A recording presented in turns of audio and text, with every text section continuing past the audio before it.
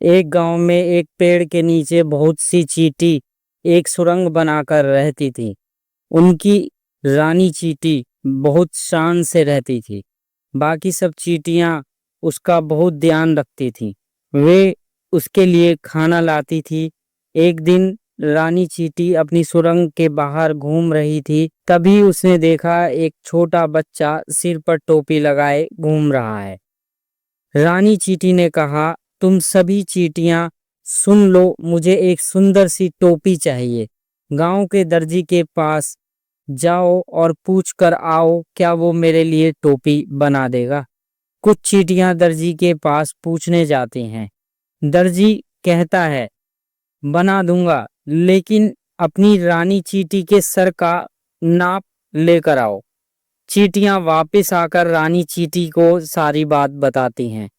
रानी चींटी कहती है, उससे कहो वह कल मेरा नाप लेने आ जाए। दर्जी मना कर देता है क्योंकि उसके पास इतना छोटा फीता नहीं था। रानी चींटी यह सुनकर उदास हो जाती है। उसे देखकर बाकी सारी चींटियां भी परेशान हो जाती हैं। फिर वे एक ऐसे दर्जी की तलाश में जाती हैं जो रानी चींटी के लिए हैट बना सके, लेकिन उन्हें कोई नहीं मिलता। इधर रानी चींटी को कुछ भी अच्छा नहीं लग रहा था। वह खाना भी कम खा रही थी। वह दिन भर अपनी सुरंग में आईने के सामने बैठी रहती।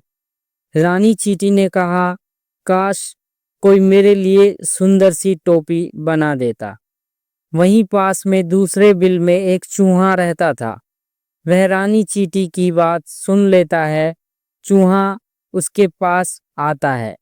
चूहा कहता है, बहन चिंता मत करो, मेरी पत्नी तुम्हारे लिए टोपी बना देगी। यह सुनकर रानी चींटी बहुत खुश हो जाती है। उधर चूहा अपनी चुहिया से इस बारे में बात करता है। चुहिया अपनी पूंछ से रानी चींटी के सर का नाप ले लेती है और फिर एक सुंदर सी टोपी बनाकर दे देती है। रानी चींटी उस टोपी को देखकर बहुत खुश होती है।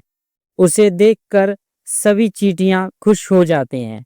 रानी चींटी कहती है, आप दोनों ने मेरी इच्छा पूरी की है। अगर मैं कोई काम आ सकूं तो मेरी सारी चींटियां आपकी सेवा में हाजिर हो जाएंगे।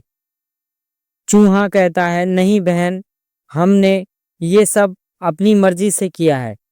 रानी चींटी बोलती है, वैसे आपको कभी भी हमारी ज़रूरत हो तो हम आपके लिए अपनी जान भी दे देंगे। कुछ दिन बाद गांव में बहुत तेज बारिश होती है।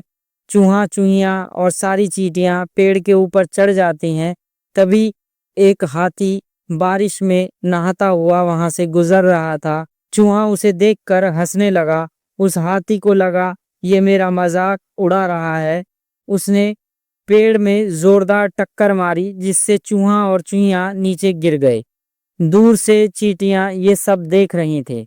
हाथी जैसे ही अपने पैरों के नीचे उन्हें कुचलने के लिए आगे बढ़ा, कुछ चींटियां हाथी की सूंड में घुस गईं और इधर उधर काटने लगी।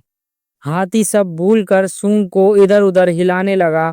इसी बीच मौका पाकर चूहा और चूहिया वहां से भाग जाते हैं और छिपकर उसी पेड़ पर बैठ जाते हैं। हाथी की सूंड में से चींटियां निकलकर जल्दी ही पेड़ पर चढ़ जाती हैं। हाथी जब देखता है कि चूहा चूहिया भाग गए हैं तो वह इधर उधर ढूंढने लगता है। कुछ देर बाद वह वापस जंगल में चला जाता है।